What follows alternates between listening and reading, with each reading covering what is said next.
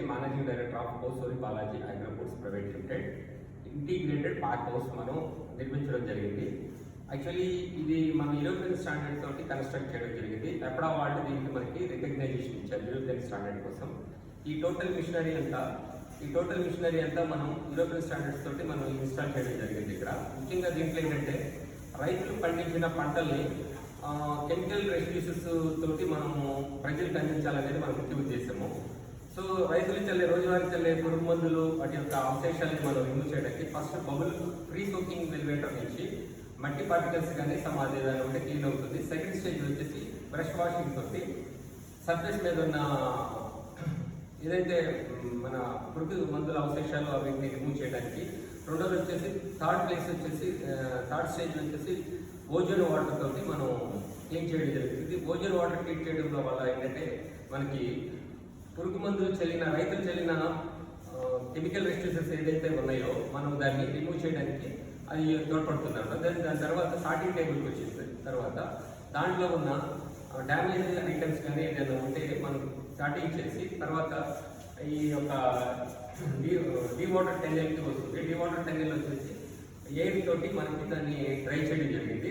దాని తర్వాత అక్కడి నుంచి ప్రీ కూలింగ్ ఛాంబర్ వెళ్తుంది ప్రోడక్ట్. ప్రీ కూలింగ్ ఛాంబర్లో ఫీల్డ్ హీట్ అయితే ఏదైతే ప్రోడక్ట్ ఉంటుందో ఫీల్డ్ హీట్ని మనకి టెంపరేచర్ రిడ్యూస్ చేసి ఇమీడియట్లీ దాన్ని మనము ఎక్స్పోర్ట్ కావాల్సిన సంబంధించిన టైప్లో మనం ప్యాకింగ్ చేసి వివిధ కంట్రీస్కి మనం ఎక్స్పోర్ట్ చేయడం జరుగుతుంది.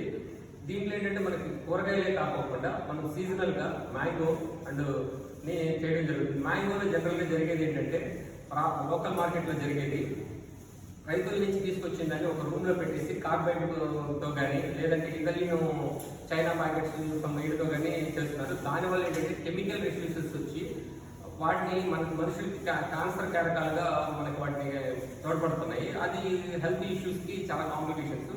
సో దాన్ని అన్నింటినీ మనం దృష్టిలో పెట్టుకుని ఈ సైంటిఫిక్ మెథడ్లో వెంటనే మనం రైతుల దగ్గర నుంచి హార్వెస్ట్ అయిన మ్యాంగోని మనమే వెహికల్స్ పంపించి దాన్ని హార్వెస్టింగ్ స్టేజ్లోనే చాలా కేర్ తీసుకుని మన సొంత వెహికల్స్లో మన ఇంటిగ్రేటెడ్ ఫామ్ నుంచి ఇంటిగ్రేటెడ్ ప్యాక్ హౌస్కి మనం తీసుకురావడం జరుగుతుంది.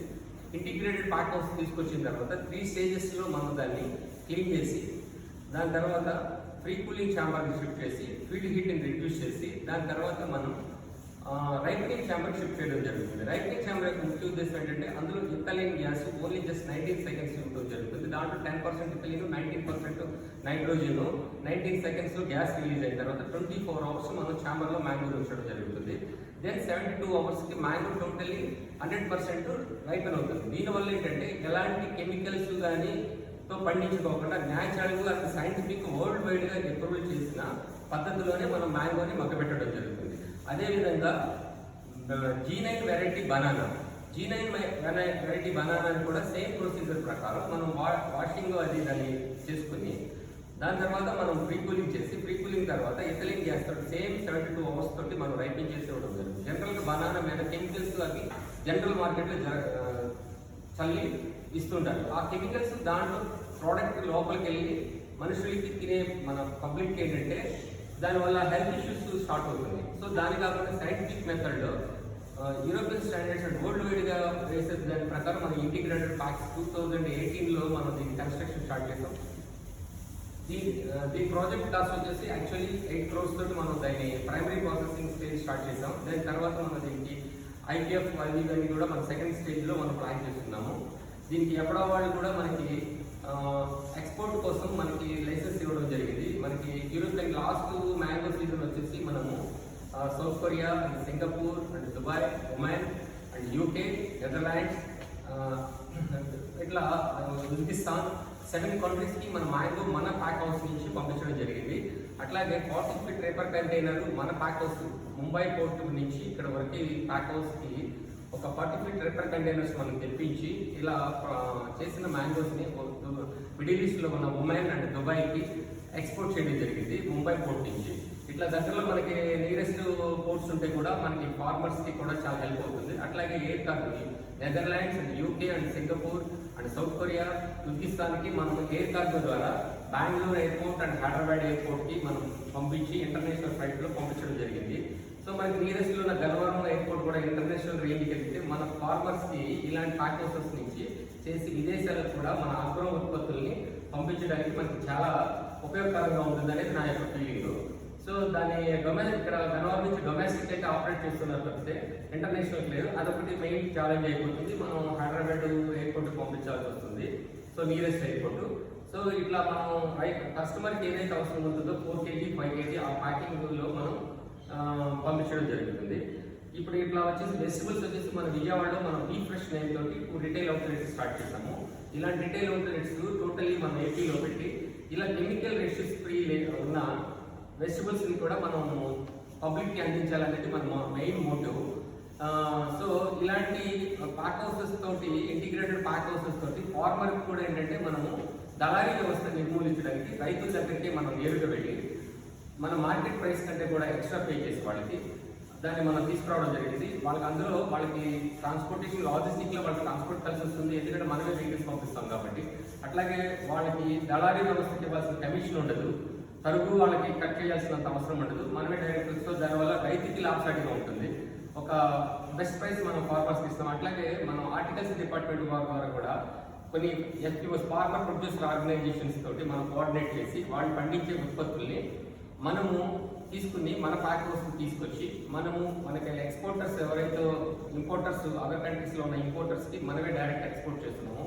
అలాగే లాస్ట్ మంత్లో వచ్చేసి మనం గుంటూరు డిస్టిక్లో ఉన్న కుంచినపల్లి ఏరియా నుంచి మనం యాముని తీసుకోవడం జరిగింది. యాముని మనం దుబాయ్ కంట్రీకి మనం పంపించడం జరిగింది.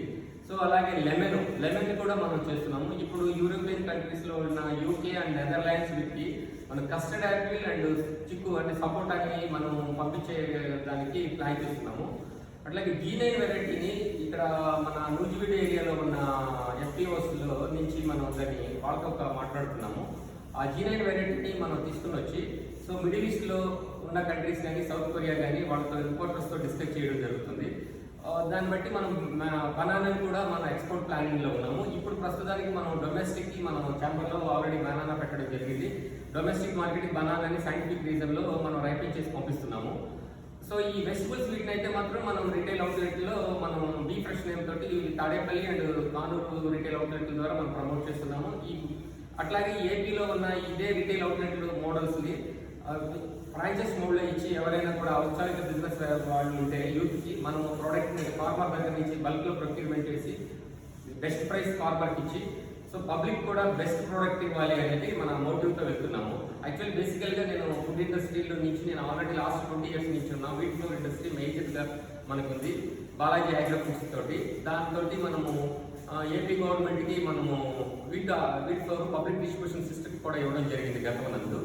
ఇప్పుడు అట్ ప్రజెంట్ వైఎస్ఆర్ సంపూర్ణ పోషణ కోసం మనము జవర్ ఫ్లోర్ ఇస్తున్నాము.